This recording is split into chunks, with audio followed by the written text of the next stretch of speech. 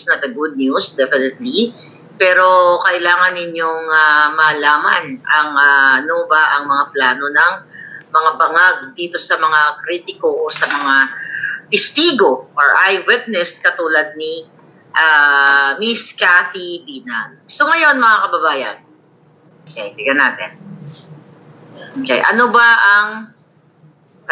ang gagawin nila? So kanina, 'di ba? Kanina nag-vlog tayo, din nag-interview tayo sa DZAR 1026. Follow niyo yung kanilang YouTube channel pala. DZAR 1026 with Admar. So right after kong mag-interview, may tumawag sa akin na well, tawagin natin silang mga puting mga puting langgam, okay? Or mga puting bubuyog naman. But anyway, pero itong bagong information ay may kinalaman sa showbiz. Okay? May kinalaman sa showbiz at syempre showbiz at politika. Hi Ma'am Pravina, how are you? Kailangan ninyong malaman. Sabi ko sa inyo, talaga itong mga bangag na to, gugurgur ng tao. So ngayon, mga kababayan, kailangan malaman din ng mga pulis at ng ng mga matitinong pulis kung ano yung pwedeng mangyari. Okay? Naniniwala ba kayo na may tanong ako sa inyo, mag-comment kayo diyan. Naniniwala ba kayo na may kakayahan magpagurgur si Tambaloslos, si Bangag Jr. at itong si Lisa Tanas at lahat ng mga kasabwat nilang sindikato? May kakayahan ba sila na gumurgur ng tao? Chinichika, ingatan lang natin muna, okay? Chinika nitong babaeng itong, hindi naman actually hindi ko siya kilala, okay? Sexy star. Itong si Sexy Star na mayroong beauty clinic. Right? Yan yung yung identification based dun sa akin informante. I really don't know this Sexy Star. Basta sabi ay Sexy Star na may beauty clinic na laging kasama si Martin Romualdez. Itong si Sexy Star, mga kababayan, meron daw ito siyang, ito ang tunay na meron siyang Jubetsky sa isang kaibigan ni Martin Romualdez na hindi Pilipino. Okay? Siya ay, I'm not sure, Malaysian ba or Cambodian. Basta hindi siya Pilipino. Okay? Siguro yung mga artista kilala niyo to. Hindi si Bello po. Hindi naman naging sexy star si Mickey Bello. Sabi ni Amelia. Okay? Actually, hindi ko siya kilala. So, ang sabi ni Sexy Star, na mukhang hindi naman naging star, kasi tinignan ko, hindi ko talaga kilala yung mukha niya eh. Kinuwento niya sa journalist na tanong natin kay kanino ba yung kinuwento? Tanong natin kay Madam Corina, ba kilala niya to?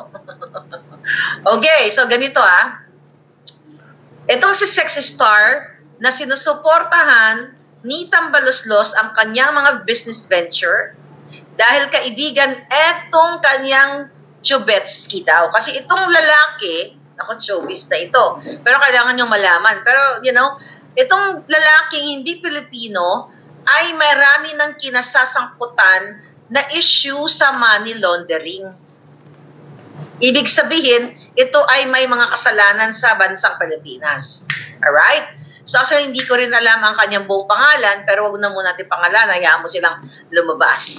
Si Sexy Star may Jubetsky, okay? Na hindi Pilipino, at sila ay magkaibigan ni Tambaloslos. Si Tambaloslos, si Romualdez, ay laging nandoon sa mga events nitong Sexy Star at nitong money launderer na ito. Okay? Tama ba? Yung term natin. So ngayon, mga kababayan, sabi nung kay evidence. Okay? Yung ebidensya na bangag si Junior, di ka pa maniwala kay? Okay? Ito nga pinipreempt natin, sinasabi sa taong bayan na kung magurgur nila si Cathy, I hope not. Diba? At ginagabayan naman yan ng Diyos ang mga taong nagsasabi ng katotohanan. Nagkwentuhan itong si Sexy Star at itong si Tambaloslos na ipapagurgur daw si Cathy. dahil sa kanyang expose na si Bangag Jr. ay pulboronic. Si Lisa, inabutan siya o inalok siya ng pulboron at ang mga anak. Okay, hindi yung kumar, hindi.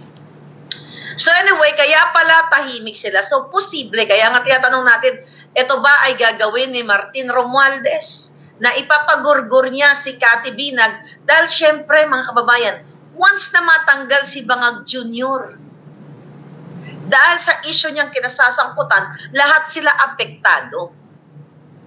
Lahat ng mga kawatan maaapektuhan, lalo na kung ipapa-aresto lahat ng kinasangkutan ni Romualdez na crime. Okay? Lahat ng mga kinasangkutan niyang bribery, lahat ng pagbabayad nila diyan sa pagbibigay ng malaking mga budget sa mga kongresista, 'di ba? So ang question natin, kaya bang ipagurgor ni Romualdez, ni Tambaluslos, si Cathy Binag? Kailangan ninyong malaman para, maano na natin. Dapat sinasabi ito sa taong bayan. Sabi nung kausap ko kanina, actually tinatawagan ko si Cathy Busy lang siya, hindi sumasagot. Okay? Kasi gusto ko itong i-inform. Actually, text ko siya, mga busy ang lola nyo. Okay? Kaya sabi ko, sige, i-ano ko na to. Palabasan natin to. Ang sabi sa akin, Miss Maharlika, kailangang ilabas mo yan to protect Cathy. Kasi pinagkakalat at napakadaldal nitong sexy star na ito na mayroong beauty clinic, okay, na willing daw ipagurgur ni Romualdez si Cathy Binag dahil sa kanyang expose. Alright? Wala dyan. Hindi ka kilala yung babae eh. Okay? Hindi ka kilala yung mga pangalan na inaano ninyo, hindi nakikita. Alright? Okay? Ngayon, ano ang gagawin natin ngayon? Dapat i-comment nyo sa kanilang mga Facebook page. At dapat i-echo ninyo na pwede talaga nilang gawin ito na ipagurgor, okay? Ipagurgor si Cathy Binag dahil sa matindi niyang revelasyon. Alright?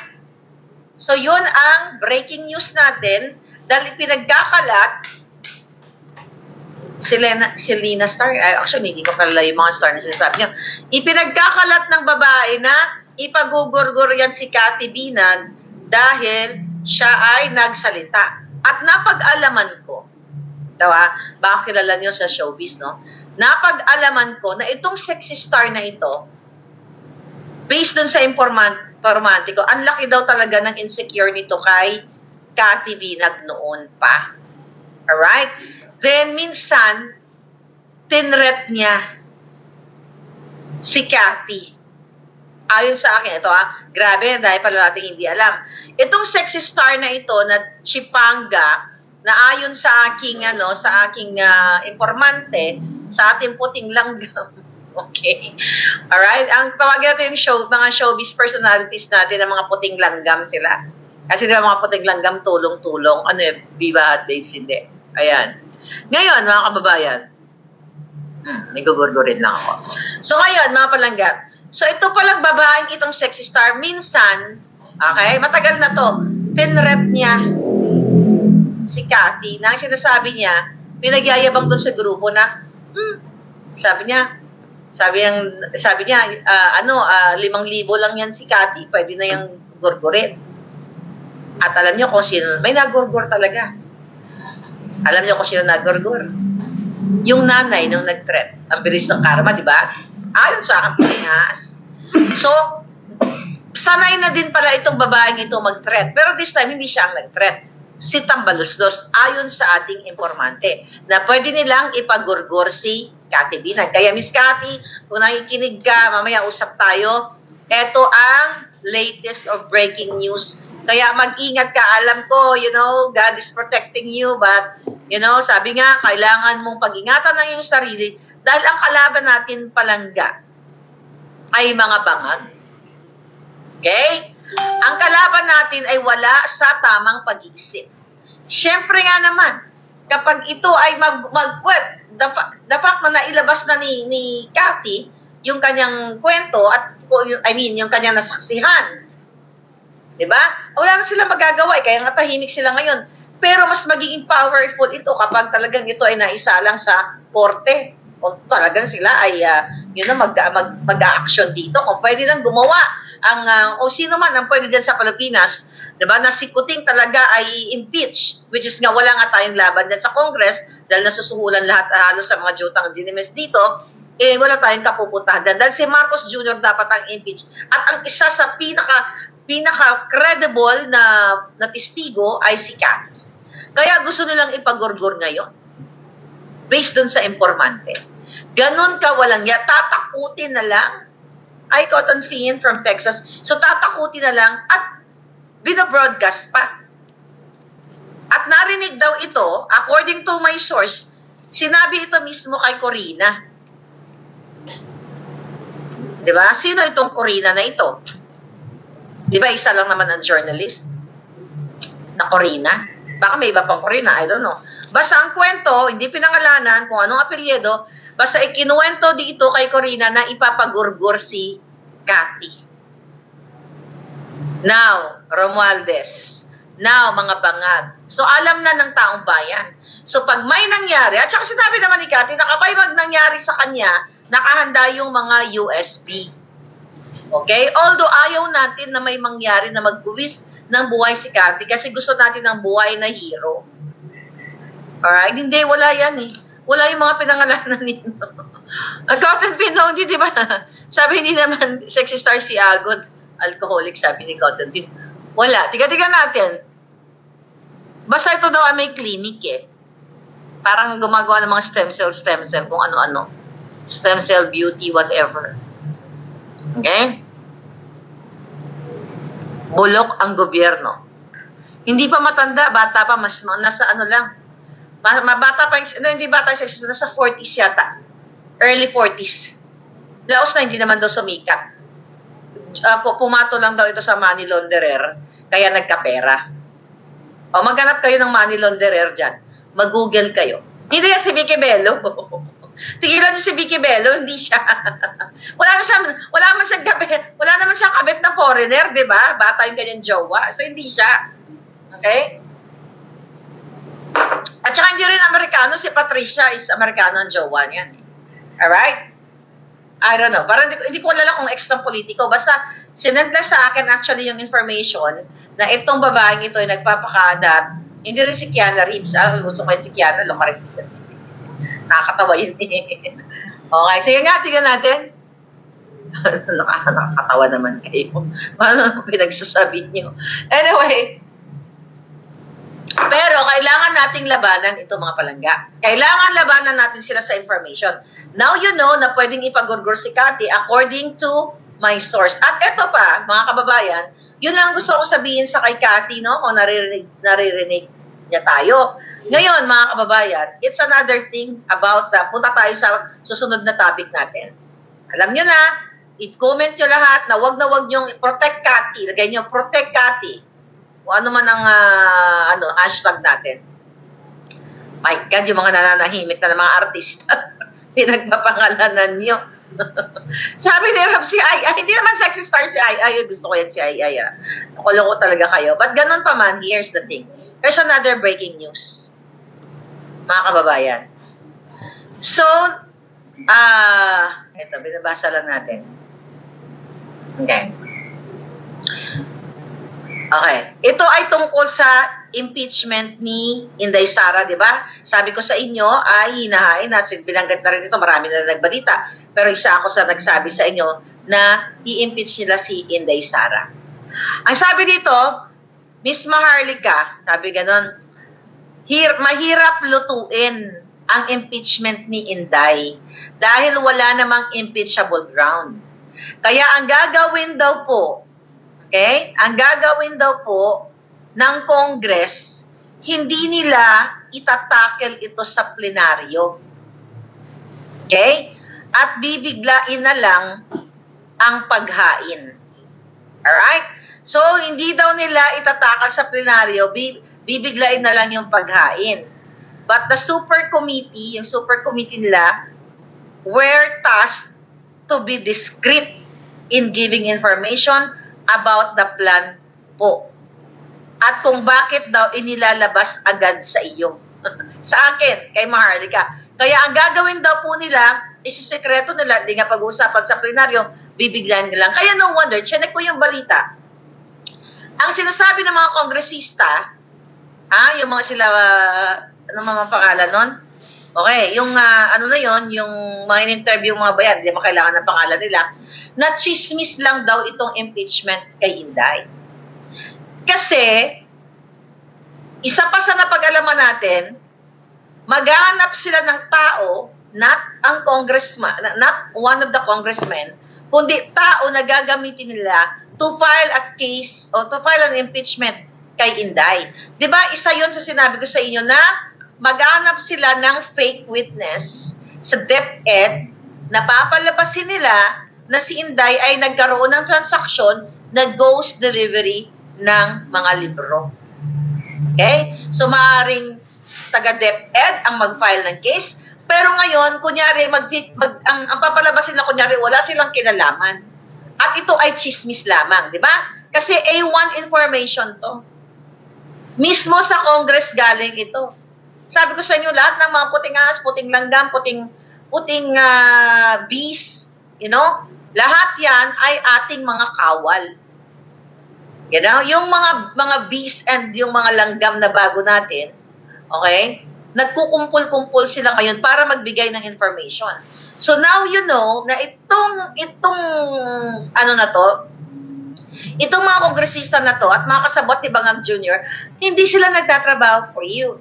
Ang target nila kung paano maghanap ng fake witness, sinong hanapin nilang taga-gurgor kay Cathy Binag, sinong hanapin nila taga-gurgor kay Maharlika, di ba? Sinong kausapin nila para mag-file ng mga fabricated cases? Diyan sila nakatutok. But etong issue dito kay Inday Sara, talagang titirahin nila si Inday. Pero ngayon, ang usapan nila ay magmaang-maangan na muna at sasabihin ito ang nangyayari ay chismis lang. Now you know, Inday Sara, I hope may mga tao, si Inday nakakanood dito. Ito yung gagawin sa'yo, dahil I don't know kung alam mo na ito. Pero yan ang gagawin nila. Kunyari, chismis lang kasi nakita sa balita. Hindi naman totoo. Chismis lang daw sinabi ni Harry Roque. A1 yung information. Na-impeach nila si Inday. Doon sila patungo dahil takot si Marcos Jr. at si Lisa Tanas na magsalita ang taong bayan, mag-speak up kayong lahat at mawala sila sa pwesto. Kaya gugurguro nila si Inday at posible kung totoo, itong pinagkakalat ng sexy star, okay, na may jowang money launderer, tama ba yung term ko? Okay? May jowang money launderer na ginagamit to yung mga business nito na kunyari negosyo, pero ginagamit itong kumpanya na ito para sa money laundering activity ng kanyang Jobetsky. Okay, hindi si Rachel Palangga, nananahimik sa Thailand yun eh. Kaya panipalo ko yun eh. Hindi siya si Rachel. So ngayon, ito yung nakaka-alarma. Nakaka-alarma na lahat na lang na magsasalita, katulad yan, si Cathy pagugurgur. According to that sexy star na ipinagkalat at sinabi kay Corina. Certain Corina. I don't know kung anong apelyido. Now, ngayon, tapos ito si Inday dahil nag-resign sa DepEd at nagsasalita na ang pamumuno ay hindi dapat, ang motivation ng pamumuno ng ating bayan ay hindi dapat nakabase sa pagiging sugapa sa pera, sugapa sa pulburon, at sa pagtumar o pagtuma ng champagne. Hindi nga siya kilala kaya hindi siya kilala kaya hindi yun siya napapangalanan. Wala talaga ako makita. Okay? Sabi ni Lady Sai, si Franz Castro ang gagamitin lang.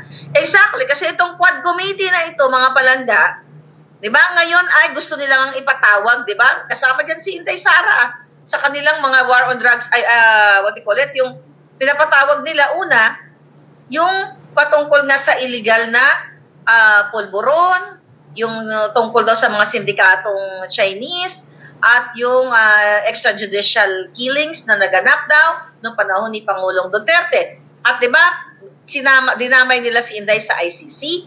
So eto ngayon ang pinagkakabalahan ng Quad Committee ng mga hangag, ng mga jutang Genemes na papuntahin si Pangulong Duterte at si Senator Bato.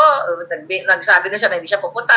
At kasama yan si Inday sa kanilang pagdidiin na patungkol dito sa extrajudicial killing na ito. Kasi the purpose of these people ay i-trial by publicity ang mga Duterte at ang yung mga allies nila na still na sumusuporta pa rin sa kanila.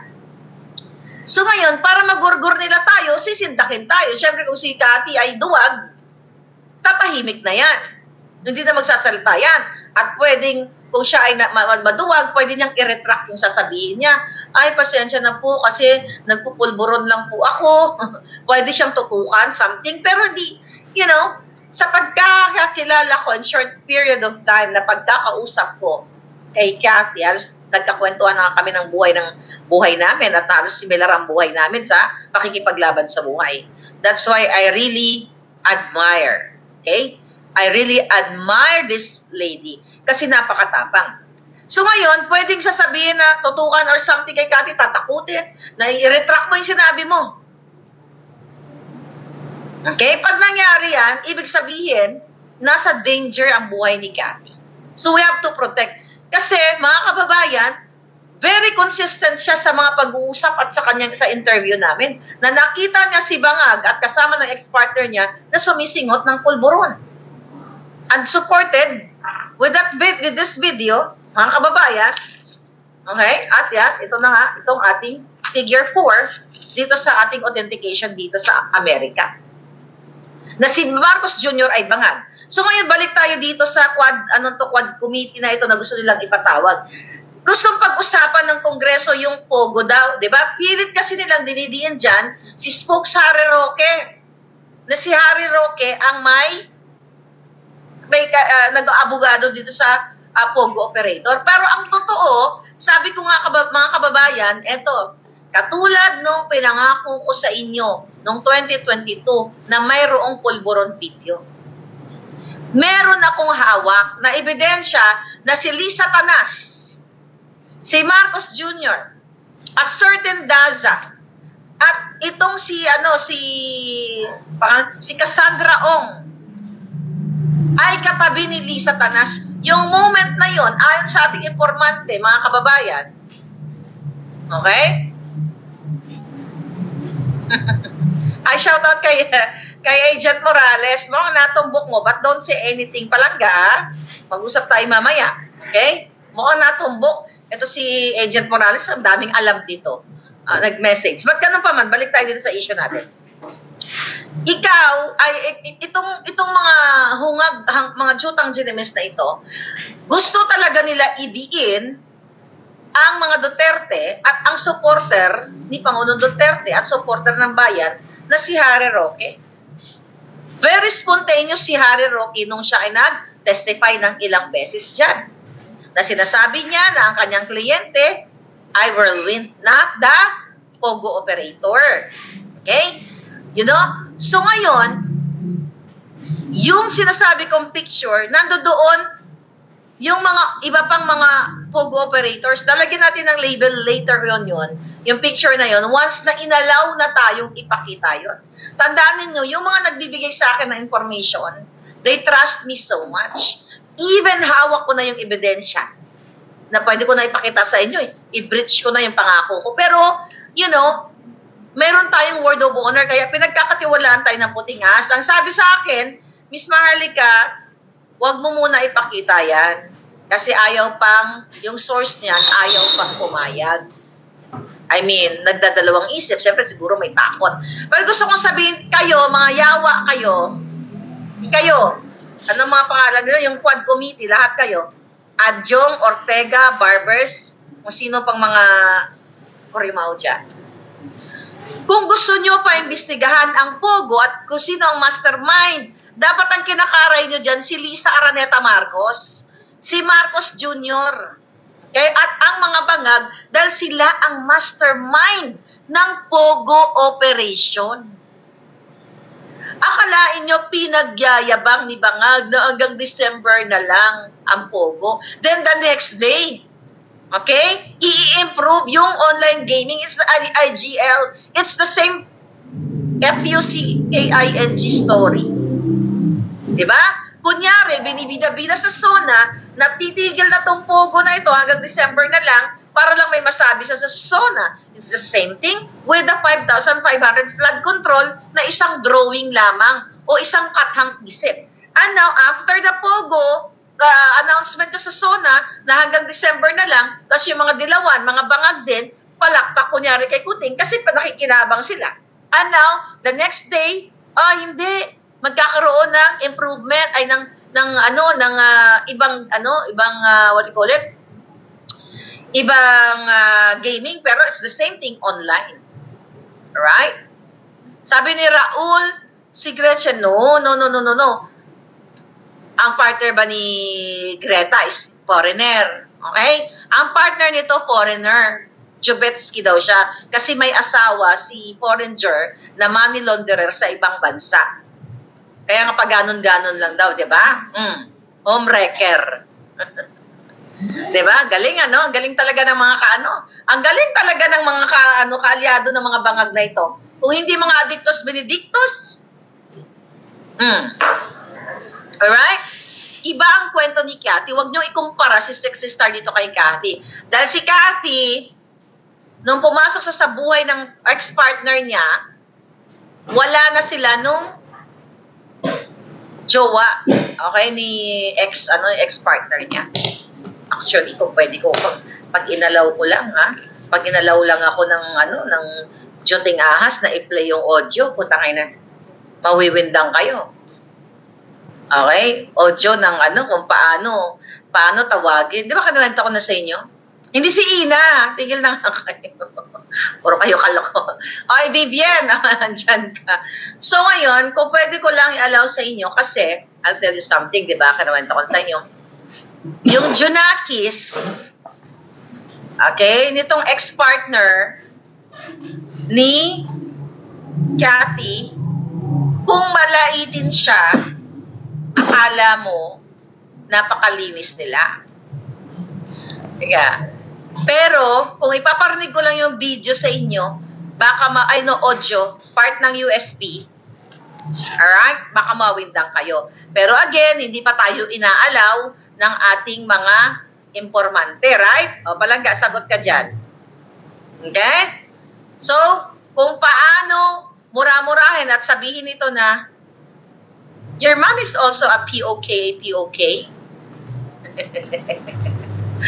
Diba? Your mom is also a POK. Tapos sabi ng hitad, no, my mom is Miss Universe. Naloka kayo ng mga alta, no? Ipaparinig ko lang ang audio sa inyo. It will shock the whole pageantry. Yeah. Magsasabi ako dito sa inyo ng katang-isip, no? May evidence ako with me. Yun nga lang, hindi pa tayo inaalam. Aba, nasasabihin ba naman? Yung Kate is POK. O, sabi ng lolo mo, well, your mom is POK. She made battle to this, to that. Diba? So, maluloka kayo. Magka-showbiz tayo, diba? Si Netch, alam ito ng showbiz kung sino ang pinatulan ni Tetch.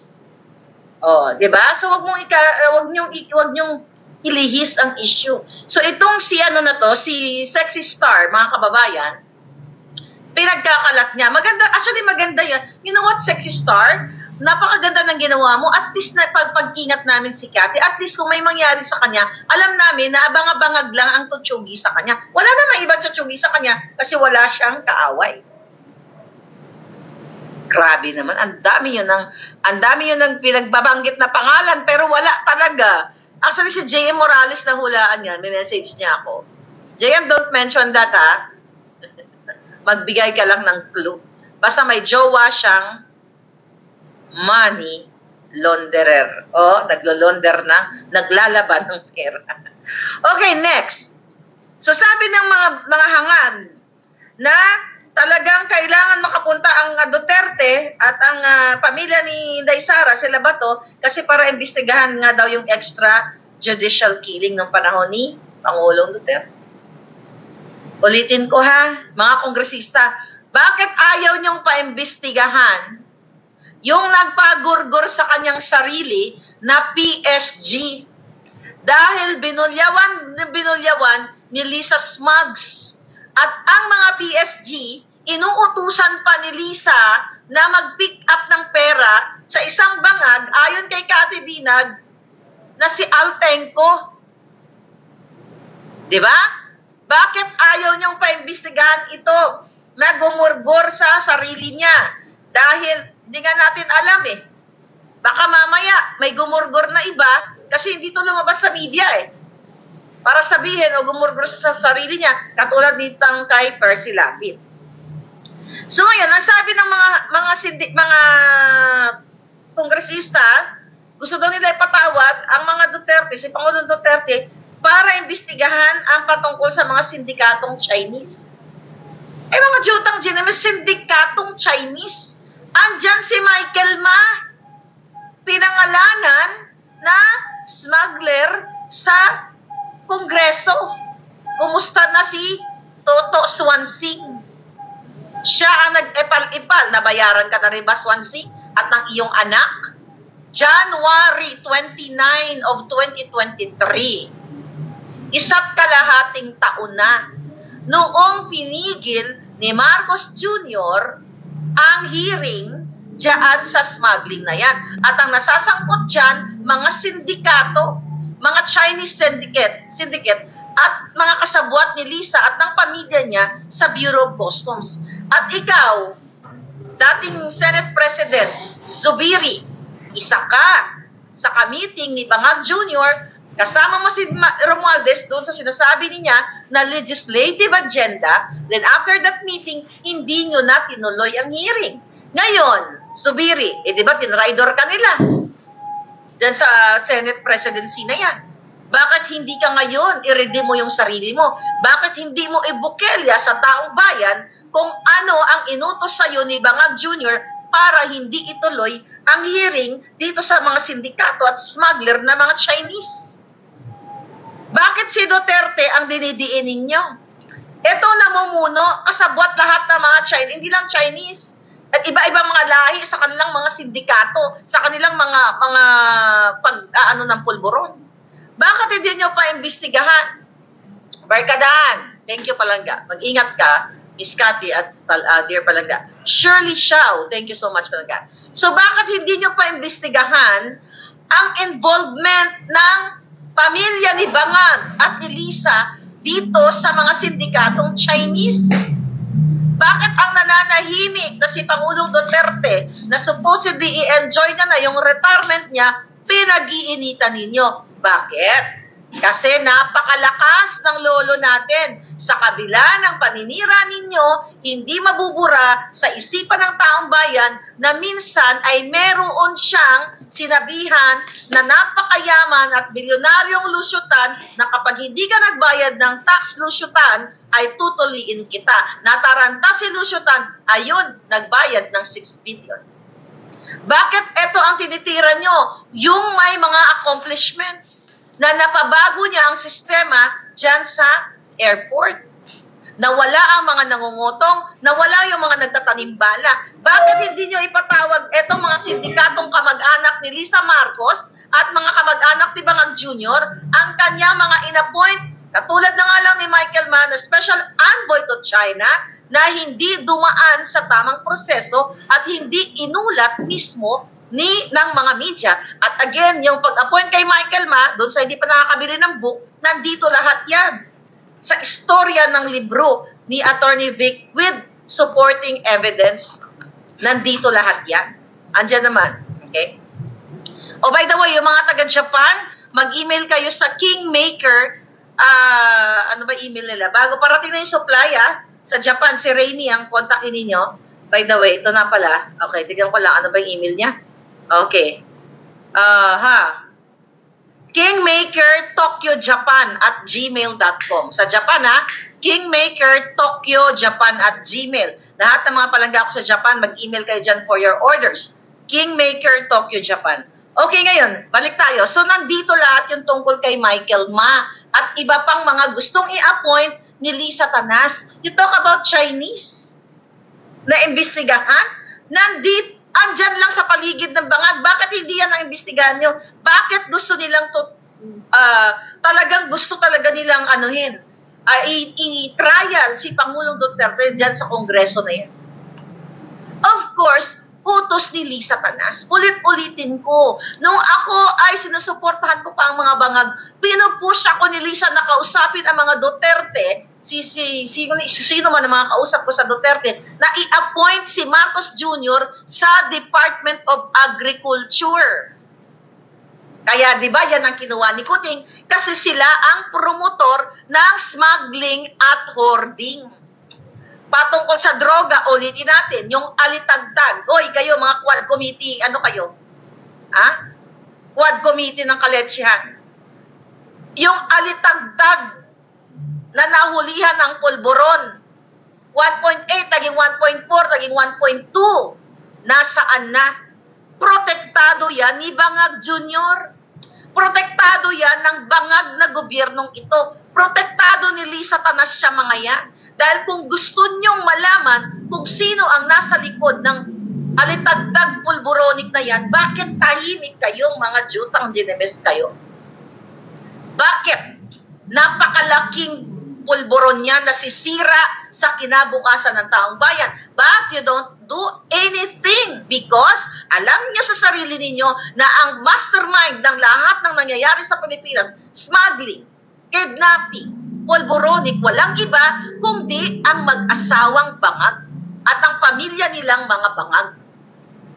Kaya nga si Amy Marcos, magsalita ka na.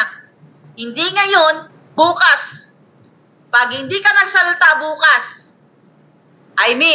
Senator Amy Marcos, pag hindi ka nagsalita bukas, okay, ayan ang mga palangga ko. Yayariin kayo ng mga palangga. Sabi ni Palaigit, si Kong Adyong ay kawatan yan. Palangga, alos naman sila dyan lahat kawatan. Kung meron mang hindi, mangilan-ngilan na lang siguro yan. Now what? Okay? Ano sabi mo, Barbe? Ano sabi ng mga kongresista? Kaya daw nila imbitahan si Pangulong Duterte kasi titignan, gusto daw nilang malaman yung mga eksperyensya at wisdom. Putang, inuulol kayo. Gusto lang daw nila malaman yung eksperyensya ni Pangulong Duterte at wisdom. Di interview niyo sa Pangulong Duterte. Ikaw, Barbers, umayos ka nga. Gusto mo malaman yung experience ni Pangulong Duterte at yung wisdom niya? Pumunta ka sa kanya, humingi ka ng tulong sa kanya. Mr. President, gusto mo, para daw makatulong kung paano sila mag-craft ng batas, maggawa ng batas sa Congress. Di ka jutahan, pinagluloko tayo. No, your purpose is litisin sa inyong korte, dyan sa Congress, at hahanapan nyo ng butas para i-contempt nyo o pahiyain ninyo, katulad ng ginagawa nyo dyan sa pag-contempt kay Lorraine at kay Eric, kay Morales at sa iba pa. At doon sa pag-try ng i-contempt itong si Spokes Harry Roque. Katulad ng ginawa ni Gatchalian. Yung mga nayupak kayo, ang laman ng jutak nyo ay laman ay burak. Wala naman kayong alam. Your purpose is para mangawat. Dahil kung kayong mga kongresista para sa Pilipino, ang gusto ninyong mangyari, matagal nang asensado ang Pilipinas. Pero your purpose is mangawat, suportahan ang mga bangag, wala kayong pakialam kahit alam nyo na si Bangag Jr. ay tumitira, kitang-kita nyo na may pulburonic. And with this authentication, mga kababayan, ayan, figure 4. Conclusion, sa video na hindi altered, katotohanan na si Bangag ay addictus benedictus. Pero again, si Rosana, wala namang partner na ibang gusto ko yan, kabataan, ganda-ganda niyan, si Osang. Nga naman ngayon, very frank ka din, diba? Parang si Inday Annabel. Anyway, mga palangga, nakakatawa kasi mga prangkang tao, dire-diretso yung mga hitad na yan. So ngayon, gusto daw nilang imbitahan. Alright? Para daw paano sila gumawa ng batas. Magpapaniwala kayo? Matapos makipagsabwatan ni Lisa Tanas, ni Bangag Jr., na papasukin ng ICC. After sasabihin ni Bangag Jr., no, hindi namin yan, hindi dapat yan pinapapasok ang ICC kasi ang Pilipinas ay, tama si Pangulong Duterte na tayo ay kumalasa dyan sa ICC at gagawin ko ay kung ano yung magandang nagawa ni Pangulong Duterte, continuity.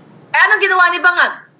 Dahil siya ay wala sa matamang katinuan, nakipagsabuatan sa ICC para damputin o para ibenta o ipagtaksil, ipagtraidor ang mga Duterte at kasama na si Inday Sara. After all, ng pambubudol nila sa pamilyang ito. Okay? After all na pangbubudol nila sa pamilyang ito at saka sa pamilyang Pilipino. More on sa pamilyang Pilipino na sinasabi nilang kanilang iahaon pero wala na pera ang Pilipinas.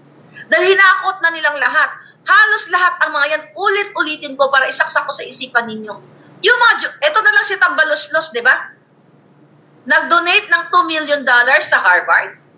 Kung matino ka, samantalang kami dito na mga na mga immigrants sa iba't ibang bansa, ano ginagawa natin? OFW. Hindi ba tayo ay naglilikom ng pera? Nag-chip in tayo kapag may kalamidad? Dahil gusto natin tulungan ng ating mga kababayan na mga binaha katulad ng mga nakaraan, di ba? Karina, o kung saan. Di ba kayo ay nagtutulong-tulong, nagbibigay kayo ng pera.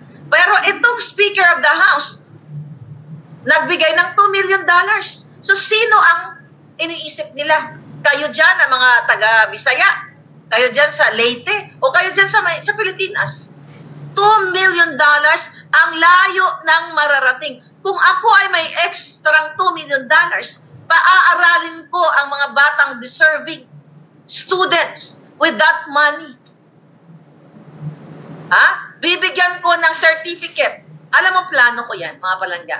Minsan nag-iisip ako, if I have that money, yung mga deserving students, ito certificate. Ibig sabihin, certificate sa school na whatever. Certificate na ikaw, libre ka na sa high school mo. Walang high school naman, public school pwede, di ba? Libre naman sa atin. Pero mga college mo, ikaw 4-year course ka palangga. Tapusin mo lang yung high school mo. O saan ka nakatira? Let's say Manila. O sige, meron kang scholarship sa ganitong school. Saan ka sa Cebu? O ganyan. O may ganito kang scholarship na kahit anong kurso mo, prepaid na yan, bayad ko na yung eskwelahan na yan. Binayad ko na. Kung ako ay may $2 million, yan ang pangarap kong gawin. But I don't have $2 million, mga palangga. Kahit 1 million, wala. Kahit nga 100,000, wala eh. You know what I mean? So yun nga lang. I hope iyayaan tayo ng langit. Di ba? So, yun yung pagkakaiba. Sila, itong mga politika to, they don't care. Kasi magpapasikat lang sila or merong bawi yun. May catch yung pagdodonate. They don't care kasi hindi naman nila pera yun eh. Pera ng bayan. Payat nga lang yung $2 million eh. Yung 1 trillion, the flood control, saan napunta? Yung 800 billion na program funds, yung sa PhilHealth at marami pang iba. You know what? Everyday nangangarap ako. As in, ito yung pangarap ko. Pinapagalitan na ako ng mga Junakis ko, Mama, pag gising mo, puro na lang politika, puro ka lang mura-mura. Sabi naman ako, dati minumura mo si Noy. Ngayon patay na si Noy, iba na naman ang minumura mo. Sabi tayo, mga jutang gentlemen, sabi ko, anak, I cannot change my DNA. Doon ako pinanganak eh. Doon tumitibok ang puso ko. I left my heart in the Philippines.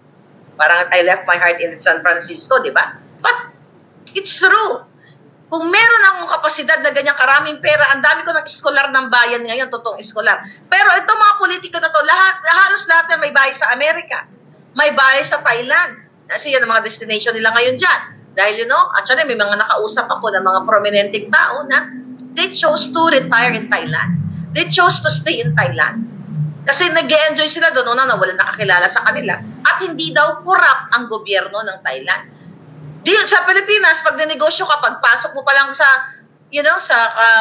sa barangay, pagkuha pa lang ng mga business permit, lahat kawatan na. Doon sa Thailand daw, may mga kakilala tayo doon, ng mga prominenteng tao, na very smooth sailing, may mga negosyo sila doon.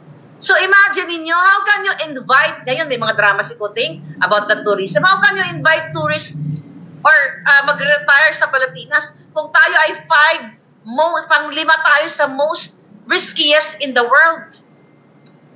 At tayo ay hindi pinipili as one of the countries na hindi magandang destination to retire because of the high crimes.